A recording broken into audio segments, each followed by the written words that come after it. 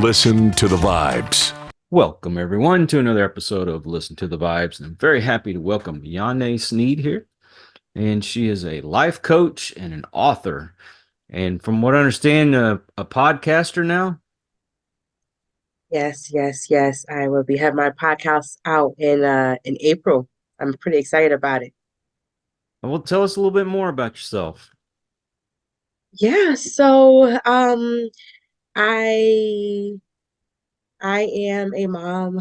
My background is in social work. I have two girls, so I teach them a lot about life. Like you mentioned, I'm a life coach, so I teach them a lot about life, and how to really get through to the other side and really be a leader and empower yourself to really fulfill what you want to fulfill in this life, full of purpose and identity.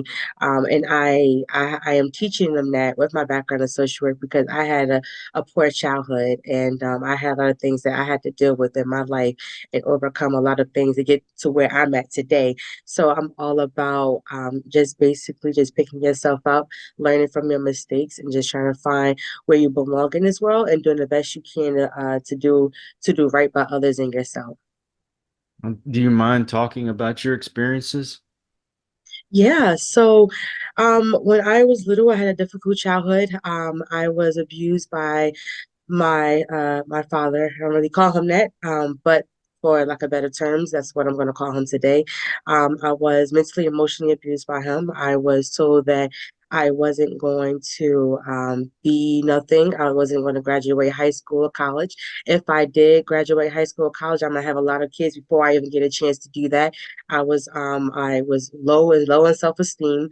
He also sexually abused me too, so it took a lot of my purpose away in life and where I belong at. I was a very confused child, very aggressive child. My mom, she did the best she could in life to raise me as a single Black mom, but she also had her barriers where she mentally and emotionally abused me as well from her childhood as well. She didn't really know how to be the mom I needed her to be during that time. So I was raised in both households separately, but I was going through a lot of emotional and mental abuse. So I had to learn how to love myself through it all. And it was definitely difficult with trying to build my self confidence up when I was introduced to this world in a very negative light. So I was a very aggressive child. I got into fights a lot at school. I didn't really know how to manage my emotions. I really didn't know how to really manage anything. I did go to therapy. However, therapy just wanted to pump pills in me or just give me a label that they saw that I might have fit into without really talking to me. It was basically just checking off things. And if I checked enough boxes, I'm a certain type of label, which put me in a worse position in myself because now I have something else that I felt as though was diminishing who I was. I always thought I was above the things that I went through, but I didn't understand why I had to go through those things. And it wasn't until I reached high school or the end of high school into college where I started getting into a mentorship program and really being around others. Before that, I didn't really have much friends because I didn't really stay in school long enough to have friends. It was either 1 year or 2 years in the school, and then I would transfer over. So I didn't really have a stable ground until that mentorship program when I was in high school and college. That really stable me to have friends and be outside of my household where I can connect with other like-minded individuals and gain the social experience. And when I gained out those experiences, I learned that about my purpose, and my purpose is to help others using my life experiences to get them to the other side. And that really was started me being in social work and me being a life coach because I started seeing how I'm helping others by using my pain.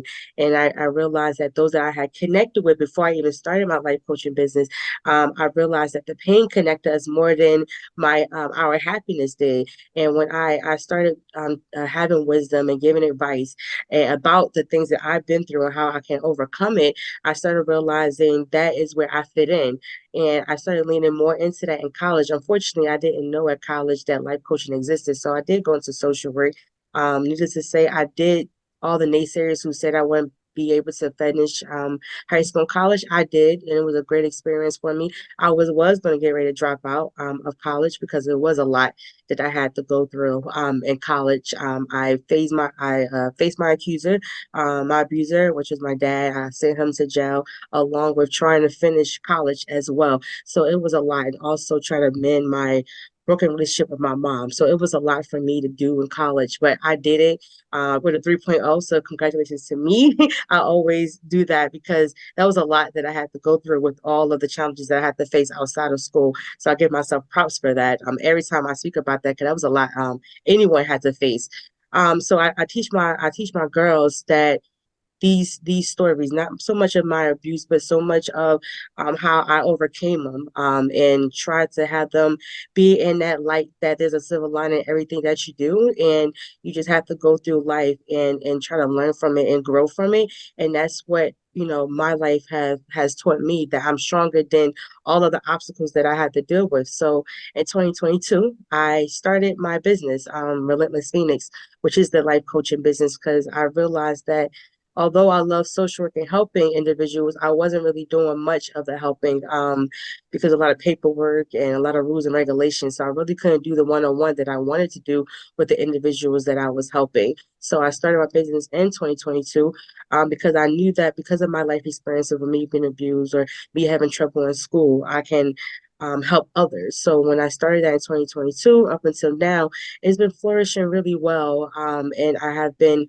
what I say is one human at a time, just helping them mend their voids and their broken hearts, and really just make them a victor instead of a victim. And it's been pretty exciting. So I teach that to the stories to my kids, because I want them to know that I too been through similar situations that you can possibly imagine, and it's going to be okay. And we all need to hear that. I want to try to get a little deeper into this conversation, if you don't mind. No I problem.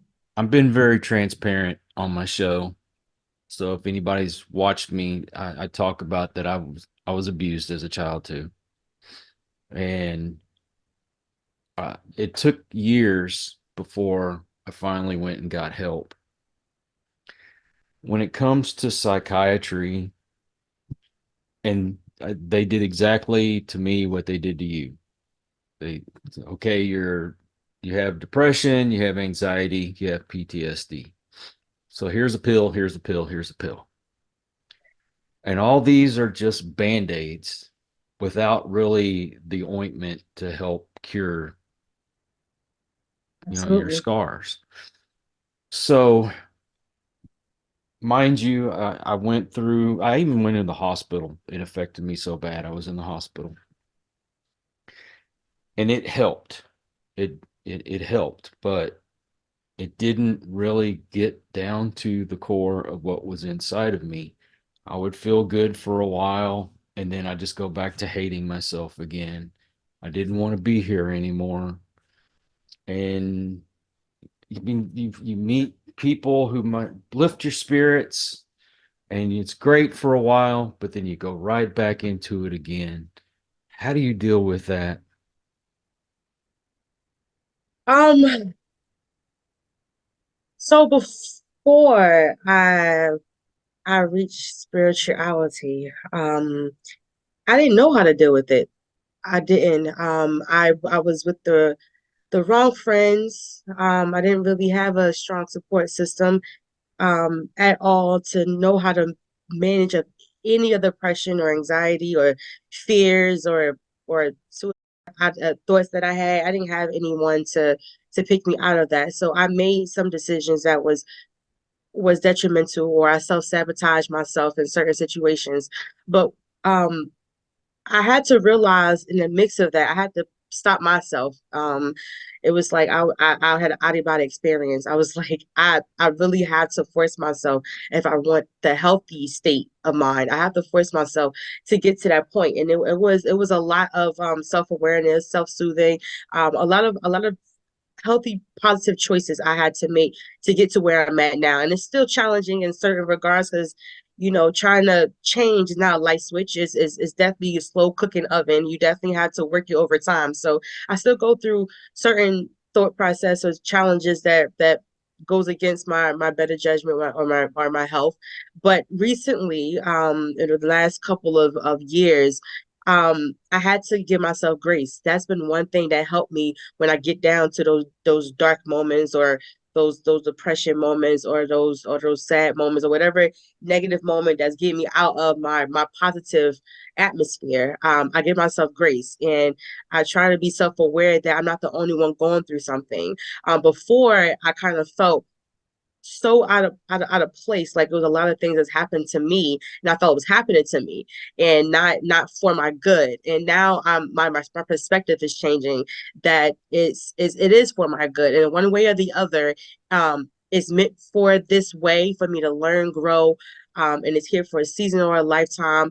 And I have to lean into the bad as well as the good in my life, so I can gain that awareness in order to manifest what I want this reality to be. So those, I would say, those are two things at this moment. Give myself grace, forgive myself for whatever I have done in the past, now, in the future, and then also just realize that, life happens, and I just have to learn from it in order for it not to happen again, and just keep one little small step and goal at a time.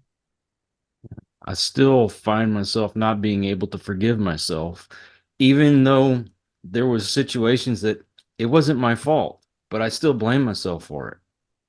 Why do we do that? Um, it's pretty much a lot of reasons we fall into a victim mentality, and it's basically our perception of how we see things. And I too am, I would say, I'm a victim of that as well. When I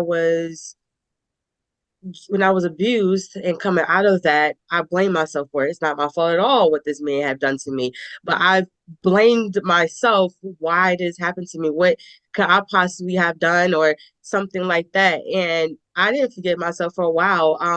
My mom at this point still hasn't forgiven herself. For the most part, she has. She's coming to terms with it, but she also is like, well, what? Why did I do this? And it's like it's no one's our fault. We didn't choose that type of environment. So we have to get out of the victim mentality. We have to see things for what it is. And sometimes what I do as well, I challenge those thought processes. I challenge, why am I knowingly knowing it's not my fault? Why am I still believing it's my fault? So there's something there inside of all of us that keep us in that victim mentality, and we have to change that perspective, or reality, and really challenge that thought, and really say, is it really our fault, or is this gaslighting, manipulation, or is there something that's going on in our brain that's making it seem like it is, but in reality it's not. And we owe it to ourselves to really sit with those thoughts and see why we feel the way we feel about it, when we know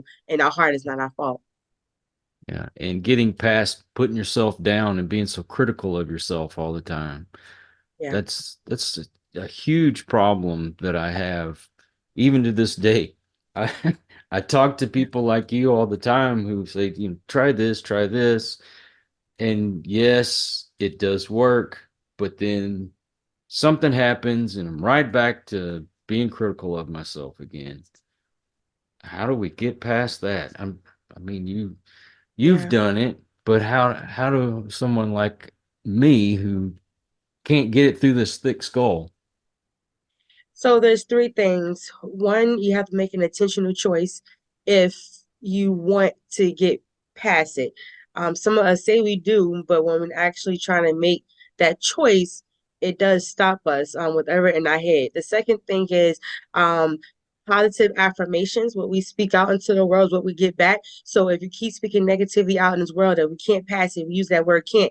I tell my daughters all the time, can't be in your vocabulary. It's either you want to do it or you don't want to do it. Can't is saying that somebody's chaining you to something. No, you're chaining your own self to your thoughts. So by saying I can't get past this, I can't do it. I can't do it. Then you don't want to. And it's like, I do want to. Okay, so what choices can you make? One thing when it comes down to I can't, it's more of, you get back into that frame of mind of, I can't, you do affirmations. I can do this. I do affirmations every day. I've been saying affirmations for 30 days straight, recently. And I have seen how it speaks back to my environment and how I'm interacting with my environment, which brings me down to the third one is staying in the moment.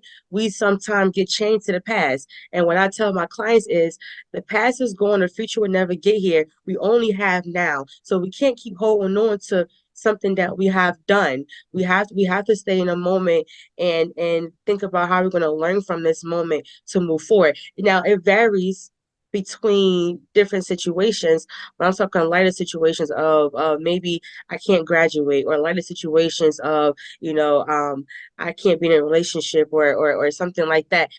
We have to be in a moment and look at where we're at now, because we're not who we were a year ago, wasn't who we were a day ago. So we definitely have to be in a moment with what's accurate now versus what we see. And most times, depending on the situation, that helps, because staying in the moment don't get you trapped into the past or trapped into that last mistake you just made a second ago. Yeah, I know exactly what you mean. Yeah. What inspired you to write your book? So manifest your canvas. I have written previous books prior, a poetry book, a nonfiction book called Wounds Remain that's going to be soon published, a rewrite of Wounds Remain because it was a good seller. So I'm trying to rewrite it for the new ones that are going to be following me. So I have always loved to write.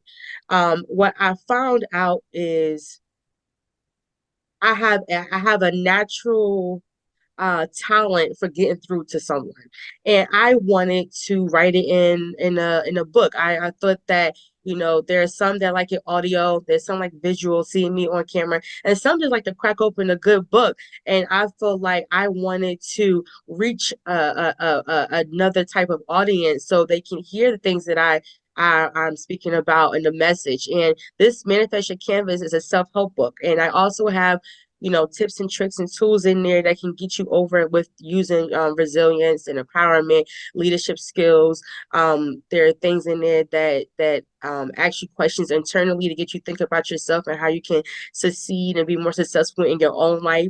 There's external questions, how you can benefit by being a servant to the outside world and how that can be good for you. And then I also have my own life experiences all throughout the book as well, so I can really touch different audiences and clients. I really do believe that I can change, the lives of humans, one human at a time. So I thought that just writing how I felt and what I do to get over situations could benefit someone else. One problem that I see, and this can go men or women, is that they see how their parents are. And like the father is one of those abusive type people, but yet they will pick someone who does the same thing to them. Do you help people that go through that? Yeah, I did have situations like that, and one of them did recognize that they're picking the same ones as their who they are, and really honestly, I think all of us do that. And one point of another, we have daddy issues, mommy issues, or something like that. So we do pick behaviors or personalities of our parents. One thing I do caution them is when they do say they recognize it. Well, I say, well, the one thing I ask them is, well, is it a benefit to you to stay in this relationship? And based off their answer, I have different answers that I ask. Usually it comes to no. No one wants to be in a relationship that get abused. So I say, next thing is, well, list the things that you will want in a relationship. And this is sometime after they did break up with the individual. So I say stick to this list. Sometimes it's hard to stick to a list because we have an appetite for things that sometimes are not good for us, but it feels right. So we do go back to those relationships. But when you write stuff on a piece of paper, it's also like affirmations as well. When you write stuff, it gets repetitive in your head. So it does reflect on how you see the world. So one client I did have, when they did do that, or I should say when she did that, she realized that the guys that she was talking to previously before she wrote this, she don't really attract to them no more because of that list. And a list is really good for anyone, not just in a abusive relationship, but in any relationship, because you want to have a couple of ideas about who you want and the things that you want in a relationship. So yeah, I have dealt with that. Unfortunately, one of my cases that I'm thinking about, she went back to that abusive relationship knowing that it was toxic. So that's interesting. I think we all from time to time go into something that and we know it's not good, but we do it anyway. So What does Yahne want? what does Yahne want? I never got that question before. I never got that question before. What does Yahne want? Well, Yahne wear many hats in life. So depending on what it is towards, it'll be a different question. But if I could sum up the theme of all the hats that I wear, it'll be utopia. Strangely enough, I know it's probably whacked out, but I do believe in utopia. I don't believe in humans being perfect. That's kind of oxymoron. I'm not talking about that utopia where everything is rainbow and sunshines, but I am talking about a utopia where we can be truth tellers and not hide behind this the fake image that we see, and just be real and authentic with each other, and be okay if someone don't like you, or be okay just being you, and knowing that you love yourself first regardless of what anyone try to press you to be. That type of utopia, because I feel like once we can be authentic with ourselves and love ourselves, we can be okay with whatever truth that's out there in the world, because we have the confidence and the reassurance within ourselves to know that anything outside of us, it won't affect us. And that's what I want to see for everyone, because I believe in mental health a lot, and I feel like we're damaged at this point. There are a lot of sadness, a lot of identity crisis going on, a lot of individuals trying to find a purpose in this world that's given them a lot of misdirection. And being in a world of utopia, of just being authentic, being truthful, and being honest, and ripping the band-aid off, and really trying to get down to the basic of humanity, which is saving this world, saving our species, saving our humanity, and just focus on that versus all the distractions in this world that's not even going to mean anything in the next 10 or 15 years, or when you 6 feet under. So having that type of utopia, that's what Yahne wants, not for me, but for you, for those that are going to be listening, and for my kids as well, and my grandkids. So that's what Yahne want, the big theme of utopia. Are you seeing a strength in your children that you didn't necessarily have before? And my kids, yes, and I wanna say I give myself credit for that, although I believe that they would have had it all along. That maybe I'm just an added benefit to them. I believe they already had strength when they got here. I'm just guiding them on a proper way to manage their strength and their control within themselves, so they can be prosperous in their life on their own without me being here. But they do have it, and by me knowing what I know about this world, I feel like that I'm just a sprinkle on the ice cream, if you will. Like it's already delicious by itself, but me adding that sprinkle to my my kids is definitely what towards utopia. One domino effect, one human at a time. So you gotta press this, you gotta press that button some type of way to start the chain reaction. And I feel like I'm on that right path, as well of giving back. Like I was saying, that's how my book is. I want to help me internally so I can give back to the world, and me giving back to the world is me having my two amazing daughters. So that's me giving back to the world as I grow in my wisdom and my current and my empowerment. Can you tell a really good success story from one of your clients?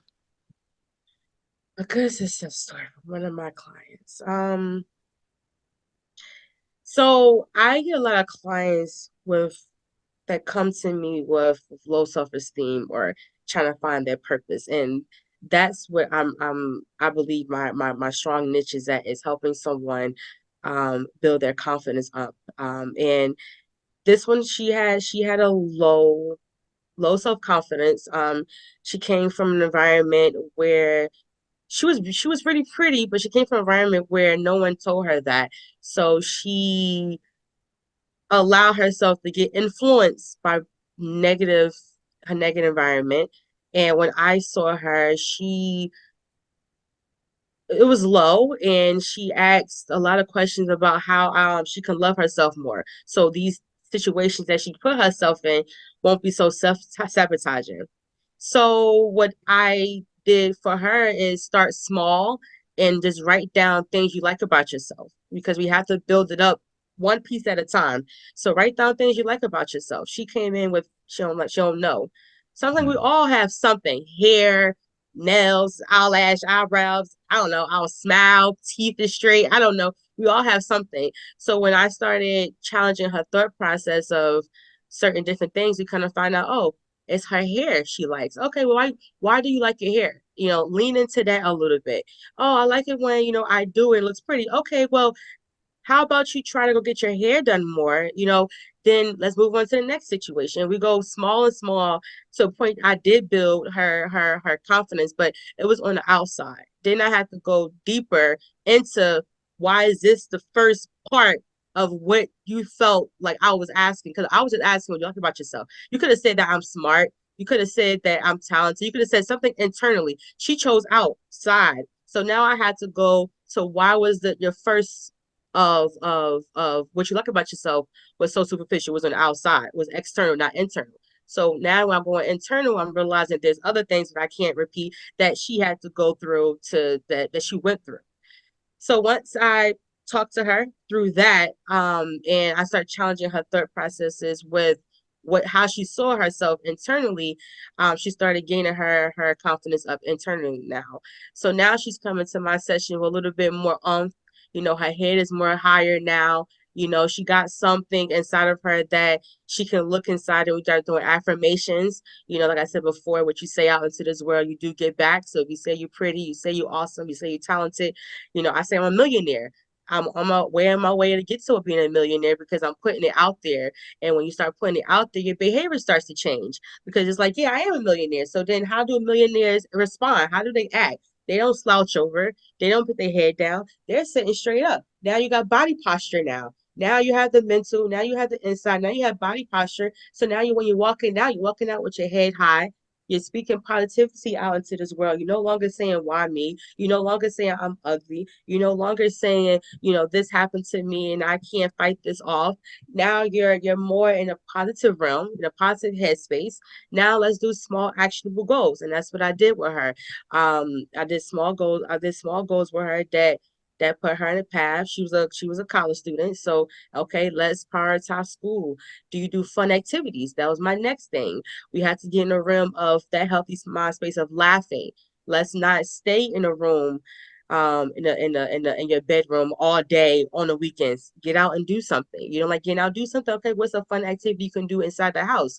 Okay, comedy, movies. Okay, great. Let's do that.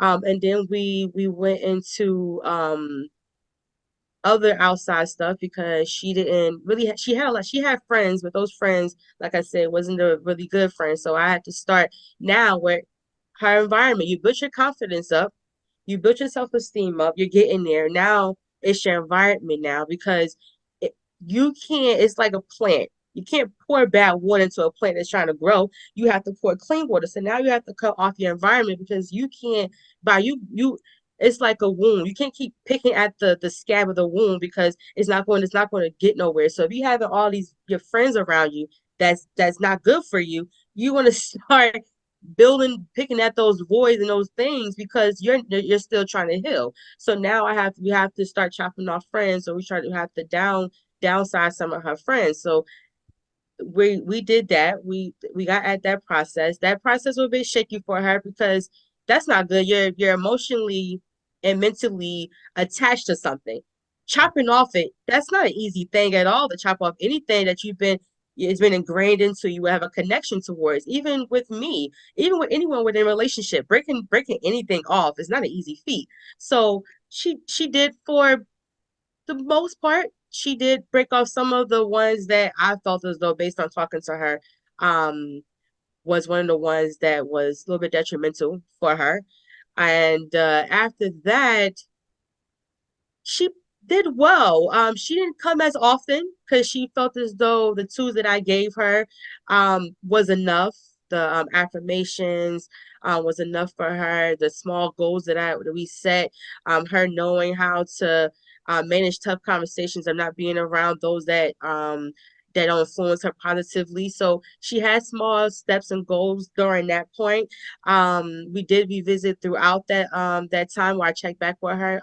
Some of my clients, depending on the package deal, you get to talk to me offline as well. So we did more texting and stuff like that to a point that I didn't see her anymore. But we did check in and she's doing really well.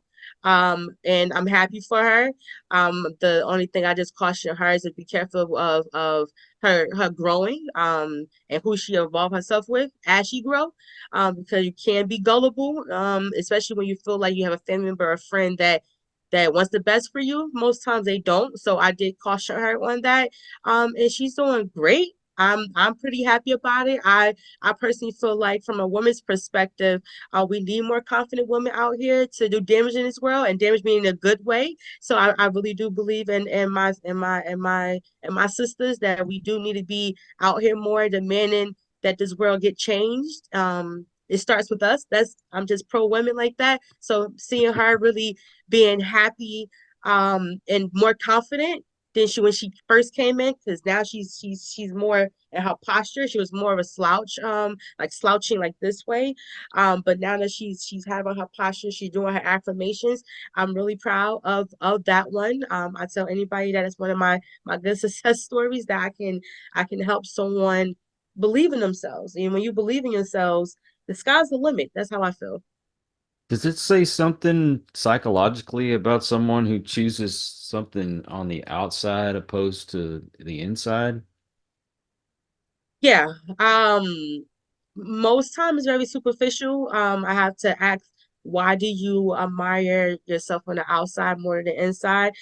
Because when I do ask that question, what do you like about yourself? Oh, I like, this and that. I wear the jewelry and my clothes is fresh. And it's like, okay, what about deeper?